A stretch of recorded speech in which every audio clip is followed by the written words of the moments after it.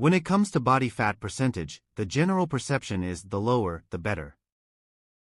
We tend to think of fat as the enemy and fatty foods as something to be avoided at all costs. In reality, however, it's not quite so simple. The function of body fat is about as complicated as our relationship with it. Indeed, fat has a horrible reputation.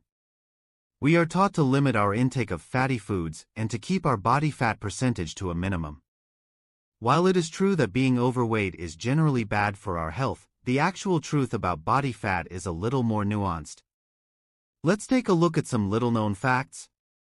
We tend to assume that there is only one type of body fat, but in fact there are two major kinds, white fat and brown fat.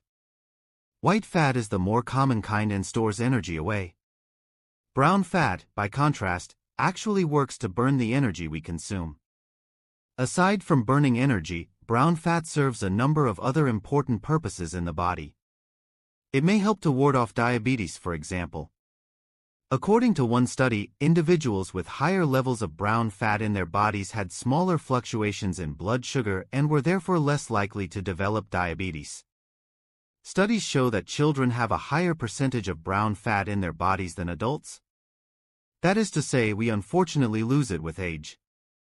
It is important that children have these higher levels of brown fat because it helps them regulate their body temperature. While our levels of brown fat decrease as we get older, there are things we can do to bring them back up. Exposing ourselves to cold temperatures, for example, has been shown to help. In a recent study, adults who slept in a mildly cold room, around 19 degrees Celsius, were able to increase the amount and activity of their brown fat by up to 40%. Foods that contain high levels of ursolic acid have also been shown to increase the amount and activity of brown fat. The main food that has high levels of ursolic acid is apples. Other options include cranberries, blueberries, plums, and prunes. Brown fat does have its disadvantages, of course. In particular, the heat it generates makes it difficult for scanners to detect tumor-related activity in cancer patients.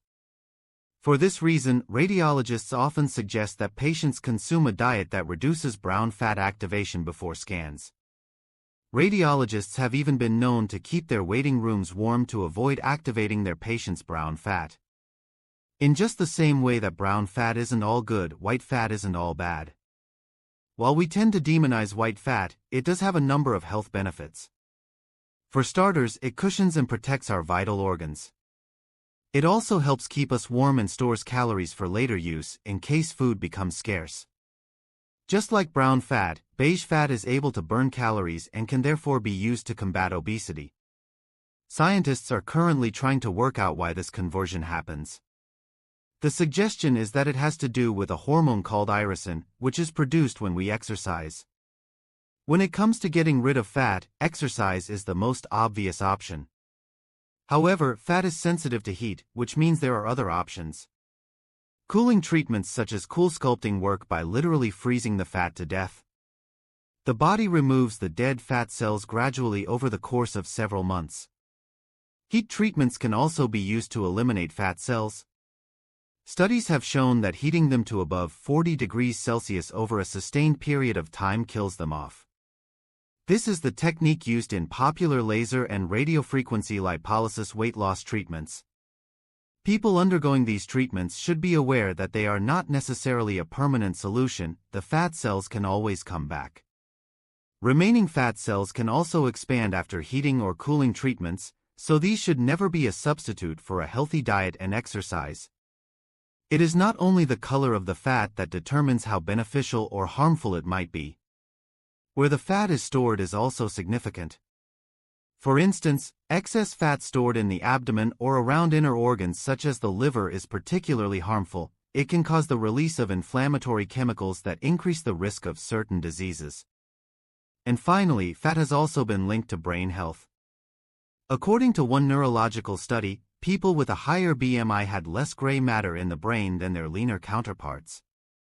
This should be treated with caution, however, since scientists do not know whether the reduced gray matter is a cause or effect of having a higher BMI.